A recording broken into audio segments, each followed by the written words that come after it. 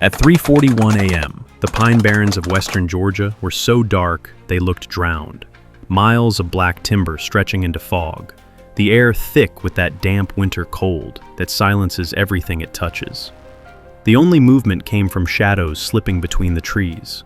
Federal agents moving in staggered formation, boots sinking into wet needles, rifles drawn low. No headlights, no radio calls, no distant sirens, just the steady advance of a force that had been waiting months for this exact moment. Their target wasn't a house, not really. It was a lie built to look like one. A wooden cabin on state land, leaning slightly to the right, roof patched with tin, front porch held up by two mismatched posts. Locals who passed it on hunting trips assumed it belonged to an old veteran or an off-grid hermit, but the man who owned it was no hermit. He was Chief Travis R. Holt, the highest-ranking police officer in the state of Georgia, and tonight he was inside. At 3:44 a.m., a drone swooped low through the fog, its thermal camera slicing through wood and soil. What it revealed erased every last trace of doubt. Beneath the cabin, 8 feet underground, pulsed a cluster of heat signatures. Not one room, not two. A full underground complex. Hallways, multiple chambers, and something massive in the center, radiating heat like an engine. The order came instantly. Green light. Agents surged forward. The cabin door didn't explode. It disintegrated in a single hydraulic punch, splintering backward as the first team poured inside. The interior looked exactly like the facade promised. Dusty table, broken stove, a Bible left open on a chair, a calendar stuck 3 years out of date. But the agents weren't here for the cabin. They were here for the door hidden beneath the rug, a metal handle, a reinforced hatch, exactly where the drone had marked it. 2 agents heaved it open, revealing a vertical shaft lined with brown steel and a set of welded rungs disappearing into darkness. The smell hit them first, cold metal, server heat, and something chemical, sharp and sterile. They descended one by one, boots echoing as they dropped into a hallway so modern and secure it didn't belong anywhere near a forest. The lights snapped on automatically. The underground bunker stretched outward like a spider web. Snapshots of Holt's double life captured in metal and concrete. To the left, a server room filled with humming towers, lights blinking in rhythmic patterns. Screens displayed live feeds from traffic cameras across Georgia, Atlanta interstates, Savannah ports, Macon rail yards, rural routes in counties most people forgot existed. Holt had been watching everyone while ensuring no one watched him. To the right, a long metal table covered in folders stolen from restricted state archives. Not summaries, not copies, original documents, internal affairs investigations, sealed indictments, classified case notes, planned patrol changes for the next 6 months. Beside them, stacks of unissued police badges, some genuine, some perfect forgeries, every rank, every division, every city. Deeper in the bunker, agents found the real heart of the operation. A cold storage vault, temperature-controlled, reinforced, humming loudly. Inside the vault sat rows of waterproof containers, typically used by divers. Inside the containers were bricks, each vacuum-sealed, labeled with coded markings. Some bore symbols carved into tape, a circle, a slash, a red triangle. Others were blank but weighted exactly the same. Along the back wall hung something worse, a map of Georgia, covered in colored pins and strings. Red lines for night routes, blue for decoy patrol zones, black for blind corridors, gaps where patrol cars were always missing for the same exact 29-minute window every night. And then, in the farthest chamber, they found him, Travis R. Holt, still wearing a dark tactical shirt, sleeves rolled, gloves off, sitting calmly at a metal desk. His face didn't show fear or surprise, only resignation, as if he'd spent years preparing for this exact knock on his door. He raised his hands before anyone spoke. "Chief Holt, you are under federal arrest." He didn't blink, didn't ask why, didn't look at the badges. He simply stood up, turning his wrists outward, like a man who understood the ritual. Cuffs clicked, cold, final. Agents fanned out behind him, photographing the chamber. On the desk lay Holt's last entry, a notebook filled with lists of names, officers, deputies, inspectors, warehouse managers, port contractors, each marked with a letter: L, N, X. Loyal, neutral, expendable. The sheer size of the list made even seasoned investigators murmur. But the most chilling discovery came when agents pried open an unmarked locker bolted to the wall. Inside were laminated route sheets for 27 separate counties. Every sheet contained the same stamped phrase at the bottom: Approved Clearance, TRH. Travis R. Holt had been authorizing invisible lanes across the entire state. Not as a rogue officer, not as a man gone astray, as the architect of something far bigger. When Holt was led up the ladder and into the night air, the fog was beginning to lift. Flashing lights reflected off wet pine needles. Evidence crates were being sealed and carried out of the bunker. Dozens of agents moved in tight, controlled lines. But something in the air had changed. This wasn't a fall from grace. This wasn't a corrupted man. This was the top of a structure, one buried deeper than the bunker beneath their feet. And as agents looked at the map on the wall, its knots of routes, corridors, and blind spots, one question hit all of them at once. If this was the center, how far did the rest of Holt's network stretch across Georgia? At 5:06 a.m., barely 90 minutes after Holt's arrest, Georgia split open like a fault line. Not metaphorically, literally. Convoys rolled out from Atlanta, Macon, Augusta, Savannah, and Columbus in synchronized formation. Every engine tuned low for stealth. Every agent briefed on what they were walking into. Holt's underground bunker hadn't been a hideout. It had been a command node. And once agents uploaded the seized data, dozens of locations across the state lit up as operational hotspots. The first wave struck before sunrise. Atlanta, the airport underground. At 5:22 a.m., a federal team breached a parking structure attached to Hartsfield-Jackson International Airport. The garage was supposed to be condemned, half fenced off, warning signs everywhere. But beneath the second level, behind a false maintenance wall, agents found a descending freight elevator wired to bypass building sensors. The elevator opened into a cavernous underground chamber, filled with tables, money counters, shrink-wrapped bricks of cash, and reinforced reel drums filled with fake shipping manifests. The whole place smelled like ink, rubber, and cold steel. One wall held a mural-sized whiteboard. ATL route, approved window, 0213 to 0231. Shift override, Holt authorization. Camera 17 downtime scheduled 0212 to 0235. Holt had been using the world's busiest airport to cleanse cache and scrub surveillance feeds. 3 men tried to flee. A K-9 unit stopped one before he reached the tunnel exit. Savannah, the port that looked clean. At the Savannah port, agents boarded a stack of containers marked for routine inspection. Most were empty, but one, painted a dredged, faded blue, contained a double interior wall. When the wall was pried open, it revealed shelves lined with high-density black duffels. Inside each duffel, weapons, cash, stacked counterfeit IDs, and GPS trackers pre-programmed to unmonitored inland routes. And taped under the false floor, 16 sealed envelopes, each with a badge number. 4 with initials that matched names from Holt's bunker list. A second container hid something even worse: child-sized flotation vests and boat manifests for nighttime river runs along the Savannah River. The documents were dated, logged, and stamped with approvals from agencies that should never have signed anything. Macon, the school that never closed. At 6:11 a.m., agents entered a building labeled as a shuttered elementary school. Old brick, boarded windows, graffiti. A dead zone. But the gymnasium lights were on. Inside, they found an entire production facility.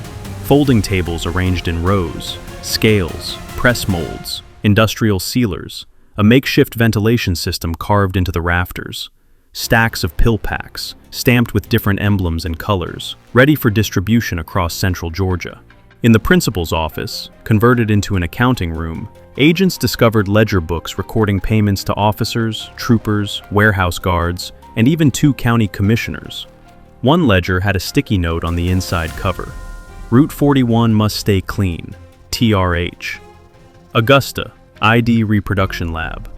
In Augusta, a modest duplex in a quiet neighborhood turned out to be a printing hub capable of producing state IDs, company badges, port permits, and federal contractor passes. Expensive printers hummed softly, leaving the paper warm to the touch.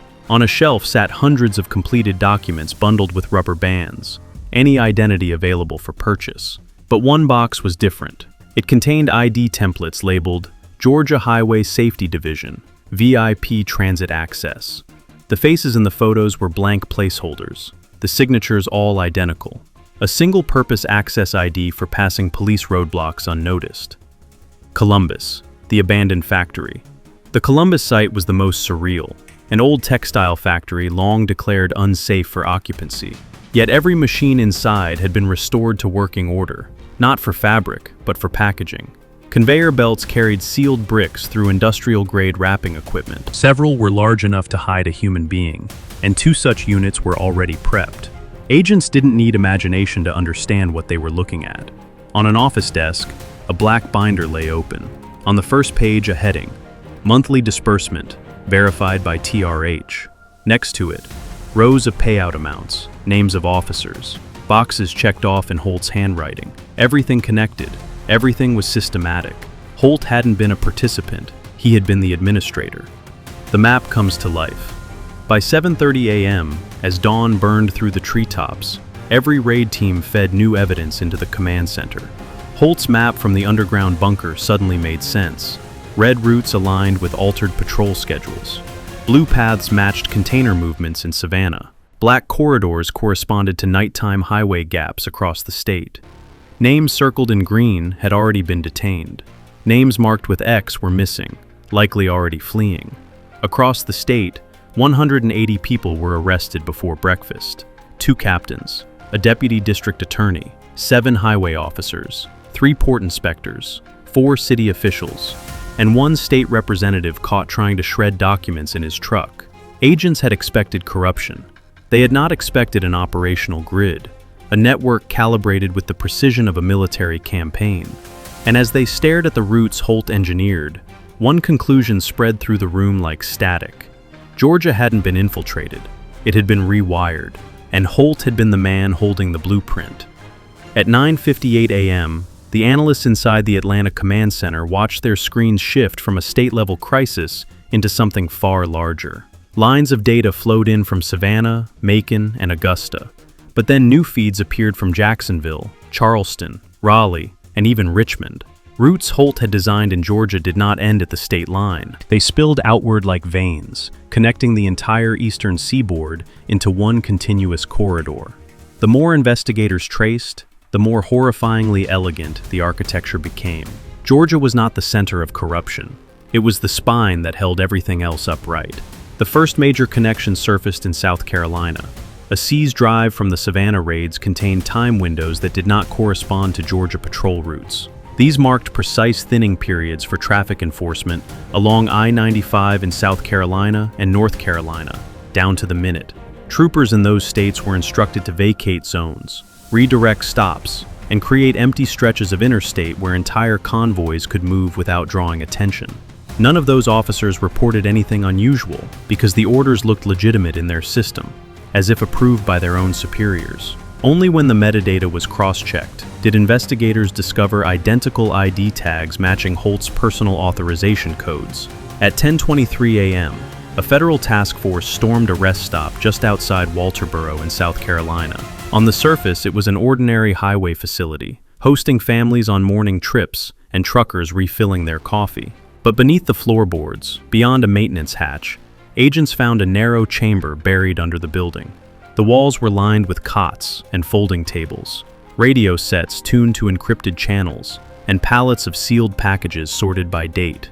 The room felt like a way station, a silent transfer hub where shipments paused between states. A map pinned to the far wall carried routing lines that perfectly matched section after section of Holt's Georgia diagrams. It confirmed what no one wanted to accept. Holt was not working with South Carolina officers. He was directing them. Florida unfolded even worse. At 11:14 a.m., agents retrieved a set of recovered devices from troopers stationed between Jacksonville and Daytona Beach. Each phone contained a library of 3-second video clips that were meant to function as signals. One clip showed a darkened road with a single flashing pixel. Another showed a road cone spinning in place. Another showed a wave hitting a seawall. There were dozens of them, all meaning different things. Run now. Hold the route. skip all stops, funnel traffic south. Each clip carried metadata linking back to the same out-of-state server Holt had accessed from his bunker in Georgia. Payments that Florida officers received originated from shell companies registered in rural Georgia counties, routed through banks in North Carolina, and processed through an encrypted wallet that investigators later confirmed Holt controlled. He was not operating in parallel with coastal networks. He was orchestrating them. By early afternoon, agents in North Carolina uncovered another piece of the structure. A rural checkpoint near Lumberton had flagged almost no trucks for inspection in nearly 3 years. At first, the lapse was dismissed as understaffing, but when federal teams reviewed the raw logs, they found that entire shifts had quietly disabled their stop protocols during the exact time windows Holt had set for Georgia's blind corridors. The logs were altered so cleanly that even the software could not detect tampering. Holt's codes were embedded in the change history, carefully disguised as maintenance overrides. Every time Georgia cleared a path for a convoy heading north, North Carolina matched it precisely, down to the minute, without knowing who they were actually serving. The most chilling discovery came from Florida's coast.